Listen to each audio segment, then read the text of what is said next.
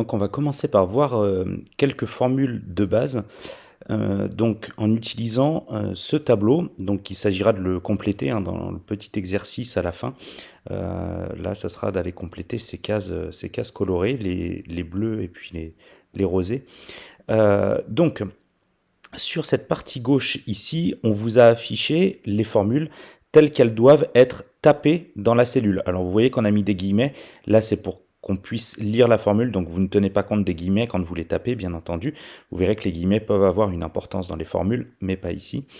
Et puis on vous l'a traduite en français, là, dans ces cellules-là. Donc, par exemple, si je veux afficher la valeur d'une cellule, je vais taper égal, et après, je vais avoir deux choix. Donc, admettons que je veuille recopier B4. Je veux la recopier ici. Je vais faire égal, et mon premier choix, ça va être de cliquer sur la cellule égale. Donc, vous voyez que là, dans la cellule, on m'a tout de suite écrit B4, et puis on m'a affiché la valeur que ça va renvoyer. Ou avec mon clavier, je vais pouvoir taper la lettre B et le chiffre 4. Et là, quand je vais appuyer sur Entrée, ça m'a bien recopié ma valeur. Le deuxième calcul, la deuxième formule que je vais pouvoir faire maintenant en utilisant cette manipulation, là je vais utiliser une fonction qui est la fonction somme et qui va me permettre de faire la somme d'une colonne ou d'une ligne. Donc si je veux faire la somme d'une colonne, donc là ça va être cette formule-là, je vais lui dire égal somme, donc là j'utilise la fonction somme, et comme c'est une fonction, après avoir écrit le mot somme, il va falloir que j'ouvre une parenthèse pour lui dire c'est ces valeurs-là, hein, vous voyez qu'il me l'indique à l'écran, je veux que tu ailles me chercher ces valeurs-là. Donc là, moi par exemple, je veux faire la somme de cette colonne-là, donc j'ai cliqué sur la première cellule, j'ai maintenu mon doigt en clic gauche et j'ai glissé vers le bas pour prendre toutes les cellules que je voulais sommer. Donc vous voyez que ça m'a affiché B4, 2.B6, le 2 points on pourrait le traduire par jusqu'à. Je vais fermer ma parenthèse et appuyer sur ma touche entrée.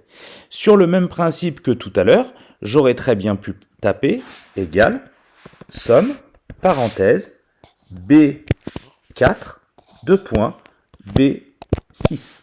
Ça revient exactement au même, sauf que cette fois-ci, je ne suis pas venu sélectionner mes différentes cellules. Et quand j'appuie sur la touche entrée de mon clavier, on voit bien la somme qui se fait. Donc je pourrais, là j'ai fait du B4 jusqu'à B6, donc j'ai changé les chiffres, mais je peux très bien changer non pas les chiffres, mais les lettres. Ici, j'aurai somme, hop, ici, voilà.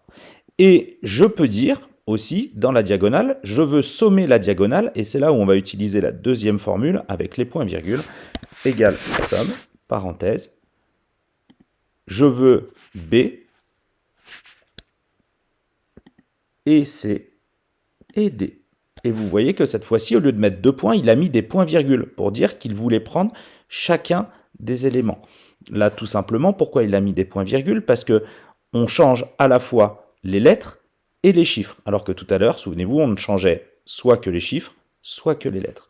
J'appuie sur ma touche Entrée, et là, il m'a fait la somme des différentes cellules que j'avais choisies.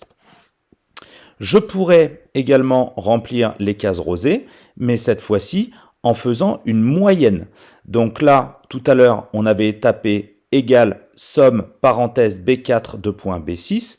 Là, cette fois-ci, on veut toujours de B4 à B6, mais on ne veut plus la somme, mais la moyenne. Donc je vais taper égal moyenne parenthèse et je vais prendre mon B4 jusqu'à B6.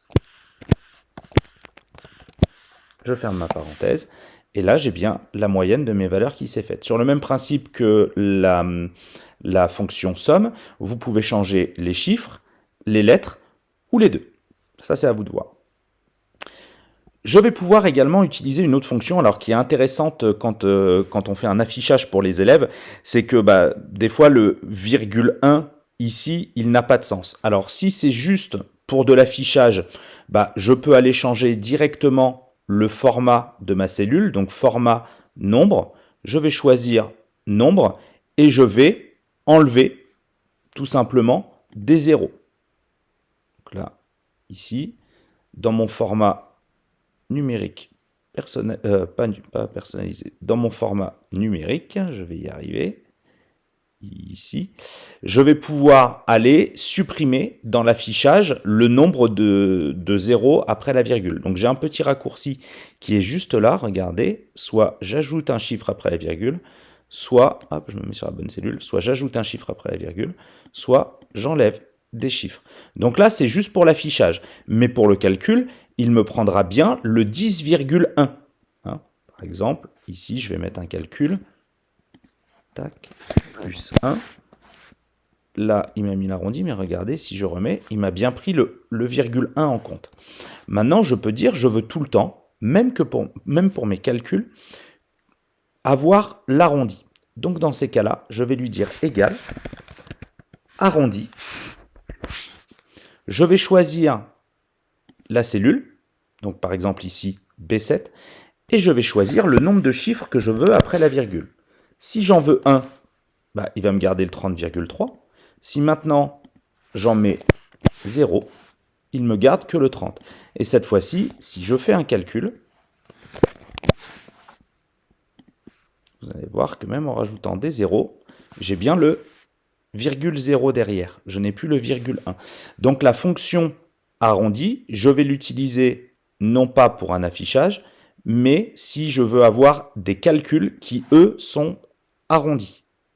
Et je vais choisir le nombre de chiffres après la virgule. Il ira faire un arrondi inférieur pour tout ce qui est inférieur à 0,5 et un supérieur pour tout ce qui est supérieur ou égal à 0,5. Si vous voulez forcer un arrondi inférieur, dans ces cas-là, on va juste rajouter un petit truc à la fin de ma formule. On va rajouter inf. Donc là, je veux qu'il m'arrondisse forcément à la valeur inférieure. Et même si je mets 30,8, vous voyez que l'arrondi reste à 30. Si par contre je veux forcer l'arrondi supérieur, je vais faire un arrondi point sup. Et là, vous voyez qu'il m'arrondit même à 30,1, il m'arrondit à 31. Donc ça, ce sont des petites formules et des petites fonctions qui vont vous permettre très rapidement de faire les affichages voulus par les élèves, donc soit de façon dynamique, à partir de calculs et de données rentrées par les élèves pour les sommes et les moyennes, et puis pour avoir un affichage simplifié pour les élèves et plus cohérent grâce aux formules arrondies. Maintenant, c'est à vous de vous exercer. Ici, avec la petite case jaune, je vous ai tout montré. Essayez de ne pas mettre pause et de faire tout de mémoire à partir de ma vidéo.